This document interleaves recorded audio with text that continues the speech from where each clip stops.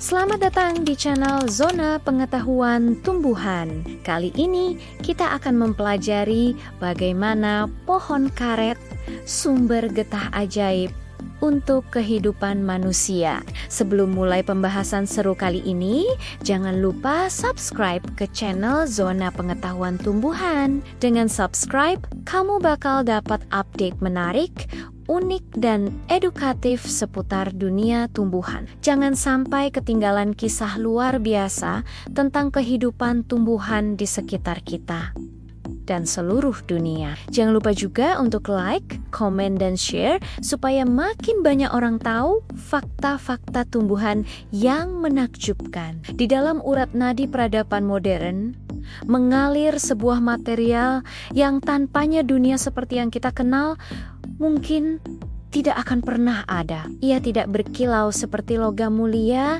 atau sekuat baja. Namun sifatnya yang unik elastisitas telah merevolusi industri, transportasi, dan bahkan kehidupan kita sehari-hari. Material ini tidak ditambang dari perut bumi, melainkan disadap dari pembalu sejenis pohon tinggi yang berasal dari hutan hujan Amazon. Inilah pohon karet Hevea brasiliensis, dan getahnya yang berwarna putih susu seperti darah kehidupan yang kita kenal sebagai lateks. Getah ini adalah sebuah keajaiban alam, mampu meregang hingga berkali-kali lipat panjangnya dan kembali ke bentuk semula. Dari ban yang memungkinkan mobil kita melaju dengan nyaman, sarung tangan steril yang melindungi para tenaga medis, hingga karet gelang sederhana di meja kita, semua berawal dari getah ajaib ini. Dalam episode kali ini, kita akan menelusuri kisah pohon karet dari rahasia yang tersembunyi di pedalaman Amazon, pencurian benih yang mengubah peta ekonomi dunia hingga menjadi komoditas global yang tak tergantikan. Jauh sebelum dunia industri mengenalnya, getah karet telah menjadi bagian dari kehidupan suku-suku asli di hutan hujan Amazon selama berabad-abad. Mereka menyebut pohon ini kautuk atau pohon menangis karena getah yang menetes saat kulitnya dilukai. Mereka memanfaatkan sifat lengket dan tahan air dari lateks untuk melapisi tas, membuat sepatu bot primitif, dan membentuk bola-bola kenyal untuk permainan ritual. Selama ratusan tahun, material unik ini hanya menjadi sebuah keingintahuan botani bagi dunia luar. Namun, semua itu berubah pada tahun ke-1839.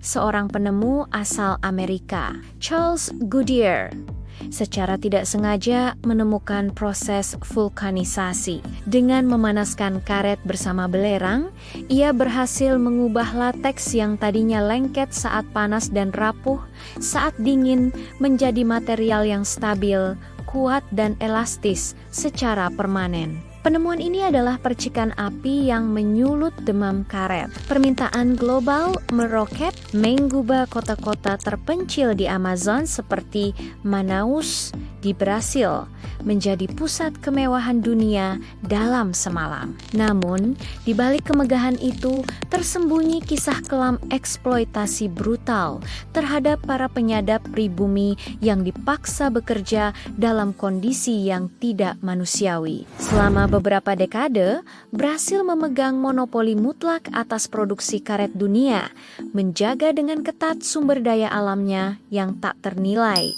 Namun, dominasi ini runtuh akibat salah satu aksi spionase industri atau biopirasi paling terkenal dalam sejarah. Pada tahun 1876, seorang petualang Inggris bernama Henry Wickham berhasil menyelundupkan sekitar 70.000 benih pohon karet dari wilayah Santar M di Brasil dengan dalih koleksi botani untuk Ratu Victoria. Ia mengemas benih-benih tersebut dengan hati-hati di antara daun pisang dan berhasil membawanya dengan kapal uap menuju Kew Gardens di London. Dari puluhan ribu benih itu, hanya sekitar 2.400 yang berhasil berkecambah. Bibit-bibit berharga inilah yang kemudian menjadi cikal bakal dari seluruh industri karet di Asia.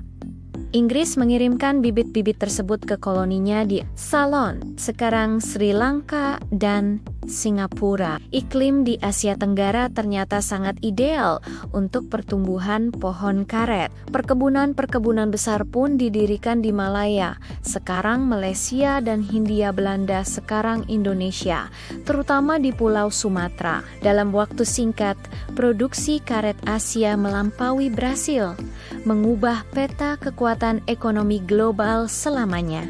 Pung karet, Hevea brasiliensis, adalah pohon tropis yang dapat tumbuh tinggi hingga mencapai 40 meter di habitat aslinya. Meskipun di perkebunan tingginya biasanya dijaga lebih rendah untuk memudahkan penyadapan. Getah ajaib yang dihasilkannya, lateks, seringkali disalahartikan sebagai getah phloem atau getah pengangkut makanan pohon. Faktanya, lateks adalah substansi yang sama sekali berbeda. Ia terkandung dalam jaringan pembuluh khusus yang disebut laticifer yang membentuk jalinan rumit di bagian kulit pohon, tepat di luar lapisan kambium. Fungsi biologis lateks bagi pohon itu sendiri masih menjadi bahan penelitian. Namun, teori yang paling kuat adalah sebagai mekanisme pertahanan. Ketika kulit pohon terluka, baik oleh serangga, hewan pemakan kulit kayu, atau goresan fisik, lateks akan segera mengalir keluar. Sifatnya yang cepat membeku atau berkoagulasi saat terkena udara akan membentuk lapisan pelindung yang menutup luka, mirip dengan cara darah manusia membeku untuk membentuk keropeng. Selain itu, lateks juga mengandung senyawa-senyawa yang beracun atau tidak menyenangkan bagi herbivora, sehingga berfungsi sebagai pelindung kimia. Bisa dibilang, lateks adalah bagian dari sistem imunitas dan penyembuhan luka pohon karet. Proses memanen lateks yang dikenal sebagai menyadap karet adalah sebuah keterampilan yang menuntut presisi, pengalaman, dan pemahaman mendalam tentang anatomi pohon. Penyadapan biasanya dilakukan pada dini hari, seringkali sebelum matahari terbit, karena pada saat itulah tekanan turgor di dalam pembuluh laticifer mencapai puncaknya, sehingga lateks akan mengalir lebih deras dan lebih lama dengan menggunakan pisau khusus yang disebut pisau sadap.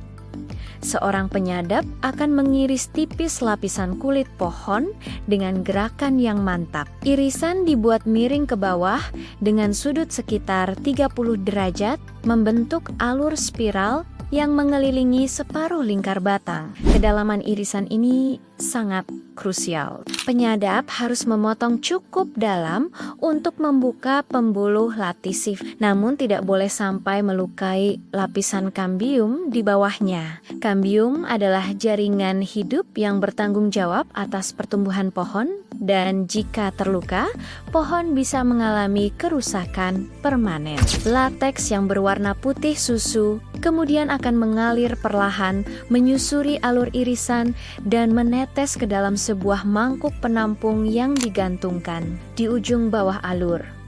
Setelah beberapa jam, aliran lateks akan melambat dan berhenti. Para penyadap kemudian akan berkeliling untuk mengumpulkan cairan yang terkumpul di mangkuk. Lateks cair ini bersifat tidak stabil dan akan menggumpal secara alami dalam waktu singkat. Oleh karena itu, ia harus segera diolah. Di tempat pengolahan, lateks cair disaring untuk menghilangkan kotoran seperti daun atau serangga, lalu diencerkan dengan air. Langkah selanjutnya adalah proses koagulasi atau penggumpalan. Asam, biasanya asam format atau cuka, ditambahkan ke dalam larutan lateks untuk mempercepat proses penggumpalan. Campuran ini kemudian dituangkan ke dalam loyang-loyang dangkal dan dibiarkan selama beberapa jam hingga lateks berubah menjadi gumpalan padat yang kenyal seperti tahu putih.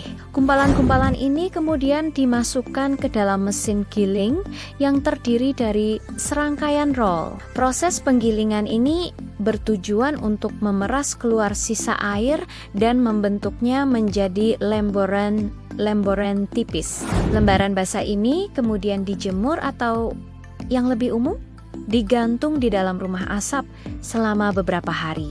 Proses pengasapan tidak hanya mengeringkan karet, tetapi juga memberinya warna kecoklatan dan melindunginya dari jamur, menghasilkan produk akhir yang disebut Ripped Smooth Sheet RSS. Meskipun karet memiliki ribuan kegunaan, ada satu aplikasi yang berdiri jauh di atas yang lainnya dan menjadi pendorong utama industri ini. Ketika Henry Ford memulai produksi massal mobil model tinggi pada awal abad ke-20, permintaan akan karet meledak secara eksponensial. Roda kayu atau baja yang keras sama sekali tidak praktis untuk kendaraan bermotor. Penemuan ban pneumatik berisi udara oleh John Boy Dunlap pada tahun 1888 yang awalnya untuk sepeda menjadi teknologi kunci yang memungkinkan era otomotif. Karet alam adalah material yang sempurna untuk ban karena kombinasi sifat-sifatnya yang luar biasa. Elastisitasnya memungkinkan ban untuk menyerap guncangan dari jalan yang tidak rata, memberikan kenyamanan berkendara, daya tahannya terhadap abrasi, membuatnya tidak mudah awes, dan yang terpenting, koefisien geseknya yang tinggi memberikan cengkraman atau traksi yang vital untuk pengereman dan pengendalian kendaraan.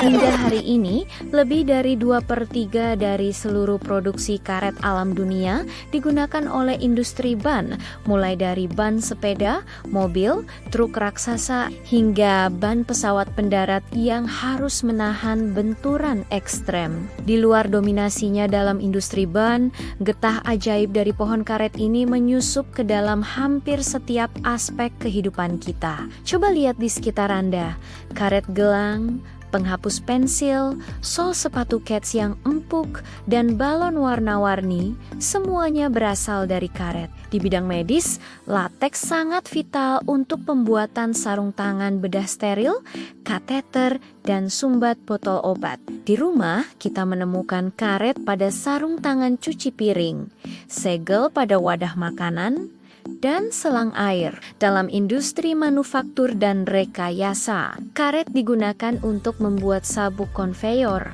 yang mengangkut barang di pabrik dan bandara, selang industri untuk cairan dan gas, serta peredam getaran engine mounting yang meredam getaran mesin pada mobil dan mesin industri. Busa lateks dengan sifatnya yang hipoalergenik dan kenyal menjadi bahan premium untuk kasur dan bantal. Bahkan di dalam pakaian kita, benang elastis yang membuat pakaian pas di badan seringkali dibuat dari serat karet. Daftar ini terus berlanjut, membuktikan betapa serbagunanya material ini. Sejarah modern karet juga diwarnai oleh persaingannya dengan saudara tirinya, karet sintetis. Selama Perang Dunia II, Jepang menguasai perkebunan karet di Asia Tenggara, memutus pasokan vital bagi sekutu. Hal ini memicu perlombaan ilmiah yang masif di Amerika Serikat dan Eropa untuk mengembangkan pengganti buatan. Hasilnya adalah karet sintetis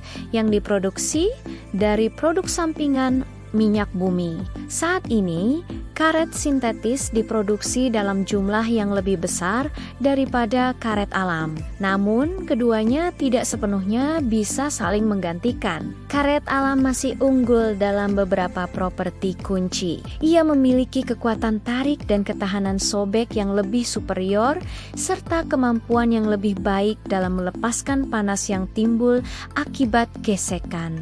Inilah sebabnya mengapa karet alam tetap menjadi komponen yang tak tergantikan tergantikan dalam ban berkinerja tinggi seperti ban pesawat terbang dan mobil balap. Industri karet ala modern juga menghadapi tantangan serius, termasuk fluktuasi harga komoditas yang liar, ancaman penyakit seperti penyakit gugur daun Amerika Selatan, serta tekanan untuk menerapkan praktik perkebunan yang lebih ramah lingkungan dan berkelanjutan. Dari sebuah pohon yang menangis di kedalaman Amazon hingga menjadi pilar tak terlihat yang menopang dunia modern. Kisah pohon karet adalah epik tentang alam, penemuan, dan globalisasi. Getah ajaibnya melalui sentuhan kecerdasan manusia dalam proses vulkanisasi telah bertransformasi menjadi material yang memungkinkan kita bergerak lebih cepat, bekerja lebih efisien, dan hidup lebih aman. Karet adalah pahlawan tanpa tanda jasa dalam kehidupan kita.